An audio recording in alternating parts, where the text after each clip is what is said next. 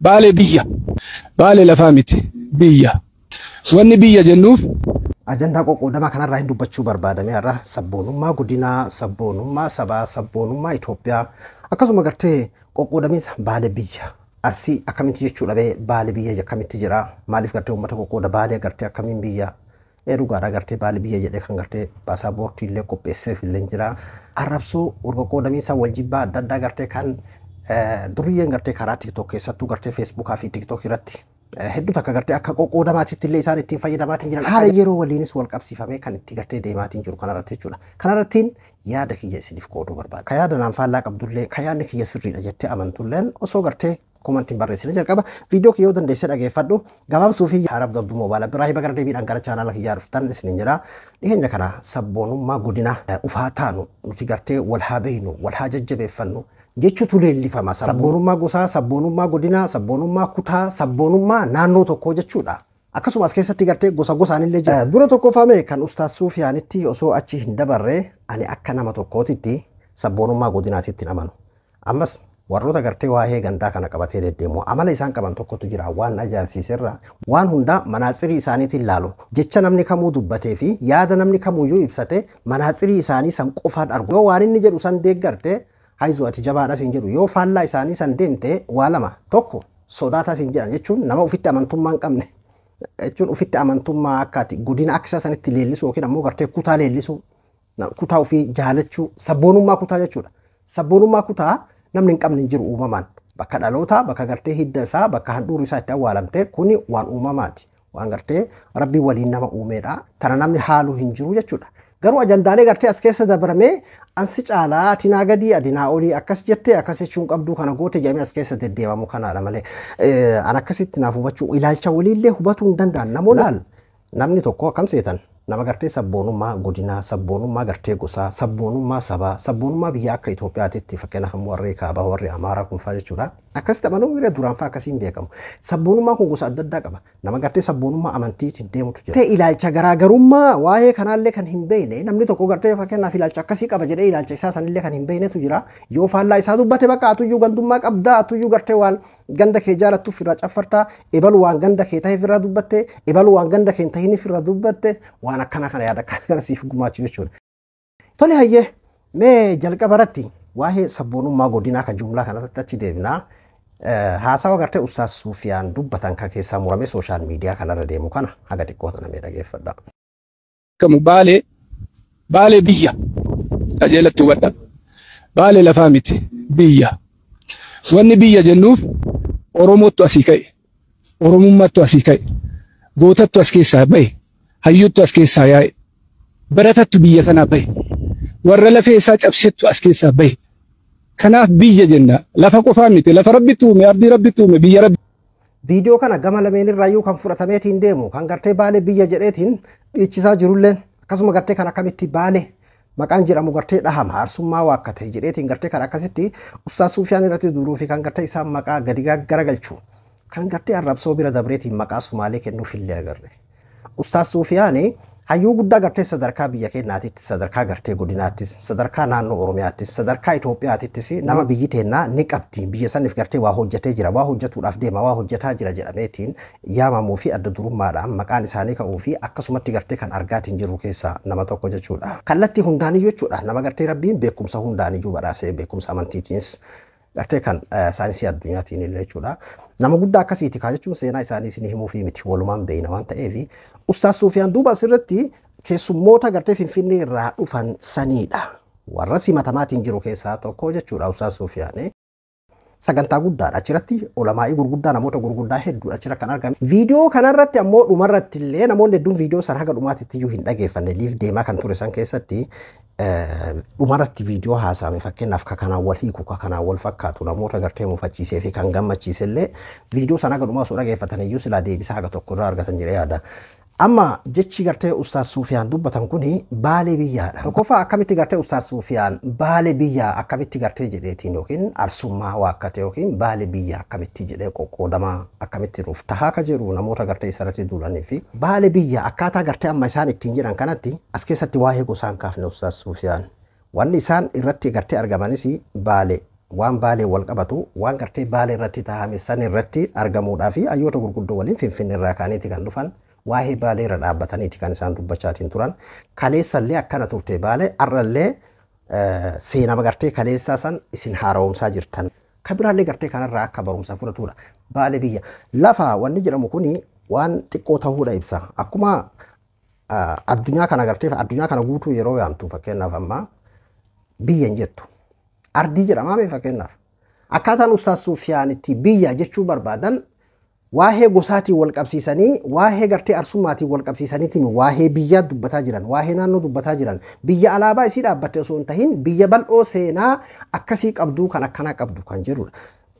Fakkeenyaaf amma namni akkaataa gartee itti naannoo guddatanitti deebi'ame amma biyya akkasii biyya akkanaa jedhamee dubbatama fakkeenyaaf namni tokko barammaanaan eessa ati eessa yoonaan jedhe fakkeenyaaf amma Baalee jedha Arsii miti Baalee jedha. Baalee keessaa hoo gosa tamii yoo jedhe Arsiidha Arsii keessaa gosa akkasii gosa akkanaa jedhama. Fakkeenyaaf Ustaaz Suufiyaan Baalee gosa hin jenne Baalee biyya akka isaan jedhan lafaa mitiidha. Lafa jechuun waan akka ooyiruu waan akkasii bal'ina waan saniiti ibsa. Garuu as keessa immoo namoonni gartee sharriidhaaf itti fayyadaman fakkeenyaaf amma dura gartee Abiyyi Ahmad amma afaan Baalee dubbadha waan jedhu dubbatee ture. Afaan Booranaa dubbadha waan jedhu. Amma fakkeenyaaf muummichi ministeera Dr. Abiyyi Ahmad Baalee biyya jedhee bari inni Baalee ni jaalata.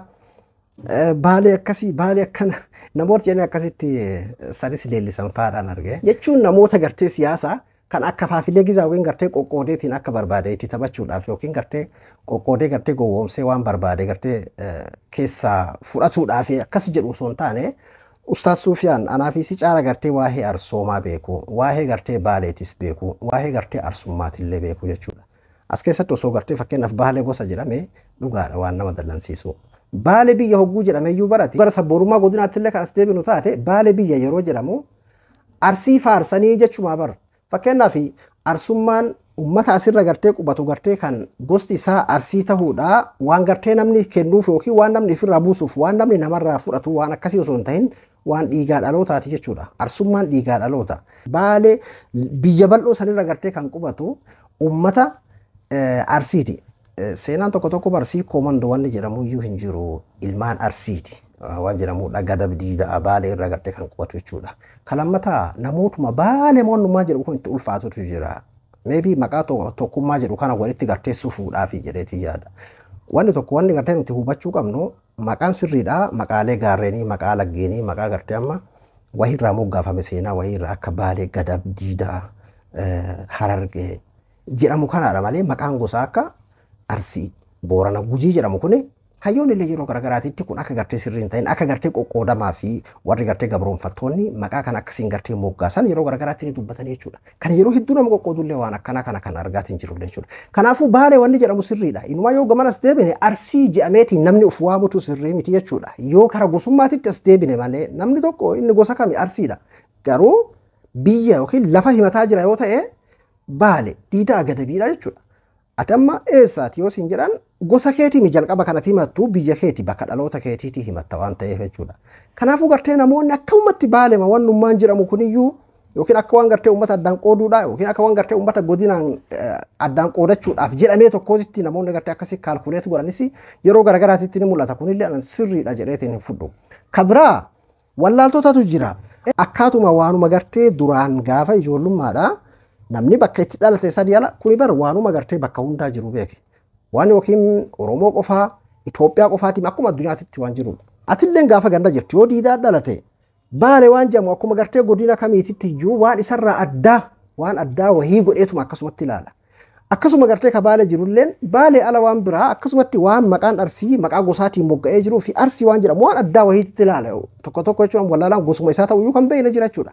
Wallaalaan akkanaa kanaaf amma hedduu takka gartee OET irratti gartee walitti duuluun bal'inaan gartee ka deemaatiin jiru jechuudha. Amma asirratti fakkeenyaaf akka nama tokkootti amman Ustaaz Suufiyaanis hayyoonni namoonni gartee gurguddaan akkanaa kan nuti gartee warraa barataatiin jirru kan nuti gartee isaan jala deemaatiin jirru kan akka Ustaaz Suufiyaanis ta'e kan biroollee yoo taate haasawa isaanii keessatti wallaalaan akkasii sooshaal miidiyaa kanarra akka jiru beekanii jechoota akkasii sanirraa osoo gabaabbatanii bareedanatti fakkaata. Namoota gartee nurra beekaa kana nama gartee miila mataa gorse taana akka itti waa jedhanii nama dhibaa jechuudha. Kana yeroo jedhamu jechi isaanii santu dogongora qabaaf osoo hin taane balbala gartee wallaalaadhaa kallattii biraatiin bara namni yeroo har'aan tanaa viidiyoo san keessaa bakka barbaadu san qofa murateetiin hundinuyyuu kallattii hundaayyuu jechuudha kallattii mirgaa deemuu barbaadu karaa bitaa deemuu barbaadus bakka san qofa keessaa muratee ittiin gulufa waan ta'eef namoonni beekan gurguddaan akkasii sun suma gartee dubbachuu baatanii irra wayyaadha jedheetti yaadan maaliif jennaan nama walitti firoomsuudhaaf rahiima walitti sufuudhaaf akka gartee ummataaf ajandaa hin taaneef waan tokko waan sirrii yookiin waan dhugaallee yoo ta'e eeggachuma bareedaadha ati waan namaaf ajandaa ta'a jetteetiin itti amantu takka irratti yoo waan gartee dirqama haqa rabbii hin taane dhiisumatu irra bareedaadha jedheetiin amanaa maaliif ummataaf ajandaa ta'uu waan xixiqqoo akkasii gartee walitti duulchisuun tarii fedha gartee ajandaa diinaallee ta'uu danda'a wallaalaadhaaf ammoo akkasitti gartee balbala banaa waalameen kanaaf silaa eeggatumatu bareeda jedheetiin yaada kara biraatiin ammoo faayidammaan as keessa jiru hin jiru tokkoomuu keessa faayidaan ka jiru qoqqoodama asiin kiyyaa asiin anasi caalaa asiin gartee anatu sirra maaliidha waan jiru keessa faayidaan hin jiru yoo faayidaan keessa jiraate hundi keenyayyuu ni leellisna jechuudha gadi baanee dhugaa dubbachuuf akkaataan gartee amman tana dhalattoonni Harargeetii fi dhalattoonni gartee Baalee keessattuu sooshaal miidiyaa kanarratti ittiin jiran hedduu si qaanfachiisa. Harargee fi Baalee uummata lafarra jechaan jiru beeki. Dhalattoonni Harargee maqaa dhaawatanii fi Baalee maqaa dhaawatan hedduun. Godinni fakkeenyaa fi mootummaa amma jiru kana leellisulleen ka gartee bilisoomne balaalina keessa jirra jedheetiin gartee mootummaa kana leellisulleen godina kana keessatti heddummaata. Amma fakkeenyaaf kanumaan waliin qabsiifnu amma Baalee mahaa fudhan. Waan Baalee biyya jenne fakkeenyaaf. Anilleen godina kana keessa bahee sabboona nama godina kanaati. Sabboona nama godina kana jaalatu. Baalee biyya yoo jenne arran tana Sumaaleen gartee amma lafa isaanii kana gartee irraa fudhattee ittiin godina ofii jala galfattee haala akka isanii leellifamaatiin jira jechuudha. Madda walaabuu gartee hundeen Oromoota bakka gartee burqaa gartee Oromoota hundaa kan ta'e suni arran tana Baalee jalaarraa muramee obboleeyyan lamee walii buusuudhaaf Boorana jala jedhameetiin gartee eega lakkaa'amee waggaa lakkaawataa jira jechuudha. Sanirra dabree arran tana ammoo gurraadhaan buleeffaa lafa Sumaaleetii jedhamee akka gartee sadarkaa haala addaatiin gartee leellifamuutti jira jechuudha arran tana. Baalee biyya yoo jedhame fakkeenyaaf ma'anaa gartee biyya jedhamu keessaa tokko daangaa isaa tiisuudha. Arra namoonnummaan gartee Baalee biyya jedhamu kun jedhanii yoo fakkeenyaaf amman tana Baalee haala akkamii keessa jirti ka jedhu namni quba qabu ni jira fakkeenyaaf namni waa'ee isaanii dubbatu jira uummata gartee buqqaatiin jiru uummata gartee akkasitti aaronni meeqa gartee maqaa jijjiiranii fi akkasitti gartee uummata wal nyaachisuudhaaf gartee irratti hojjetaatiin jiran kana namni irraa dubbatu hin jiru jechuudha. Waa'een kanaa yeroo dhufe caliidha. Kaan immoo numayyuu ni deeggara yoo warra harka dha'u keessaa jechuudha. Bulchiinsatti nuuf jijjiirame akka gartee bulchiinsaaf mijaa'uufidha. Yeroo as deebi'e ammoo Baalee biyya jedha. Yeroo kaan ammoo biyya santu gara gartee biyya biraatitti eega godina adda qoodan jechuudha. Akkaataan gartee adeemsa Oromoo amman tana waa'ee sabboonummaa godinaa jalan jiru yaa jira kenna. Oromoon kaleessa akkuma gartee tiyya jechuudhaani daangaa isaa bahaadhee akaabaa kibbaatitti bakka hunda taa'ee gartee Finfinneen tiyya Buraayyuun tiyya jedhu san arrallee sanumaadha kan furmaata ta'u. Yeroo kana jedhamu namoonni tokko tokko akka waan gartee ati yookiin sabboonummaan gartee godinaa kana balfuudhaa yookiin ammoortee akka waan ati ufitti amantummaa dhabdee kan akkasitti fakkaatullee jira santu itti mul'ata yeroo hedduu waan ta'eef garuu faayidatu akkasiitu wal qoqqooduu fi gartee waa'een ajandaa gandummaadhaa kun furmaata waan hin qabneefidha faayidaa waan hin jirreefidha mee yoo faayidatu achi keessa jira kan jettu ta'e faayidaan yoo jiraate faayidaan himamee namni hundinuyyuu leellisuudha jechuudha. Meebii gartee warra nu miidhuu barbaaduu fi gartee gaafa biyyi Baalee jedhamtu suni gartee uummata biraatiif gurguramtu akka tumsa hin arganne biyyi Harargee jedhamtu suni yeroo gurguramtu akka tumsa hin arganne biyyi Shawaa jedhamtu yeroo gurguramtu akka gartee tumsa hin arganne godhuudhaaf yoo fayyadamuu taate malee jechuudha. Sabboonummaa godina san bira jirru beekan amma akkamiin akka gartee kokolaannee bakka kanatti deebine namni gartee aliif laammi qarawu akkamiin gartee akka aliifitti deebi'ameetiin dhiyeenya kana ajandaa taa'e keessa akka gartee hayyoonni Oromoodhaa kan gartee akka Jawaar Mohaammed kaleessa Oromoo faristi chaatuudhaan Itoophiyaa faristitti jira bararra garasitti tarkaanfatee jira jechuudha. Amma fakkeenyaaf nuti ammoo gadi deebinee sadarkaa gartee godinaatitti kana leellisu yoo ta'e kuni uf jaalachuudhaan jedheetiin hin fudhaan wal diiguu yoo taate malee jechuudha. Faayidaan ilma namaa, faayidaan gartee guddinaa, faayidaan gartee badhaadhinaa, faayidaan bilisummaadhaa, faayidaan jiruu fi jireenya kamiyyuu tokkummaa keessa jira jechuudha. Kana jechuun godina kee jibbitachuu miti. Lafarraa afooshaan hin jira. Kan jiruu fi jireenya kan ittiin wal awwaalan, kan gartee ittiin wal dhaalan, kan gartee dhiigaa dhaloota sun lafa jira. Afooshaan jechuudha. Sun lafa jira. Garuu isa san bar waan tokko tokkotu jira. Waan gartee lafarratti halaalii, waan lafarratti gartee bareedaadha. Garuu ammoo dirree sooshaal miidiyaa kanarra ofidde waan haraam ta'utu jira jechuudha. Maaliif jennaan sooshaal miidiyaa kanarra dura tokkoffaa gartee niitoorkiin diinaa asirratti diriireeti jira. Akkasuma gartee niitoorkii wallaalota asirratti inumayyuu dhugaa yoo kan dubbannu taate niitoorkii wallaalotaati irra baadhatee jira sooshaal miidiyaan kun jechuudha. Kanaafuu niitoorkii wallaaltotaa sanii fi dirree taphaa ta'a waan ta'eef asirratti waanuma lafarratti gartee sirriidha jedhamee tokkollee fuudhanii miidiyaa kanarra fidanii miidiyaa kanarratti gartee leellisuun wallaaltota saniif balbala banuudha jedheetii yaadaan. Kanaafuu gartee sabboonummaa godinaa abadan kan gosaallee kan godinaallee itti namana. Wanti na gammachiisulleen waa'ee tokkummaa yoo jedhamedha. Godinni kiyya akkasii yeroo jette lakki kee akkasii miti kiyyatu akkasii jechuutu dhufa. Gareedhaan wal ijaaree gartee walirratti bobba'utu jira.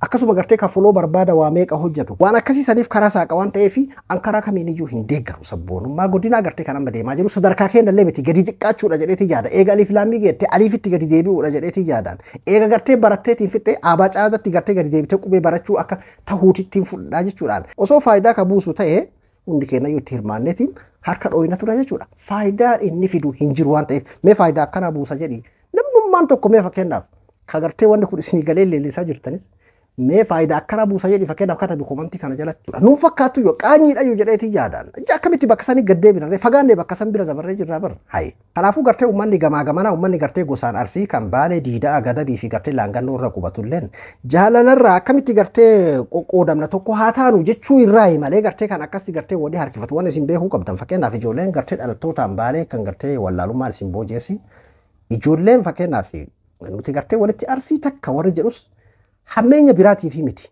tokkummaa nuti gartee ilmaan abbaa tokkootii nuti tokko waan ji'u saniidha malee waan biraatii miti jechuudha. Garuu ammoo daangaa dabranii maqaan Baalee maa dhahamaan sirrii miti.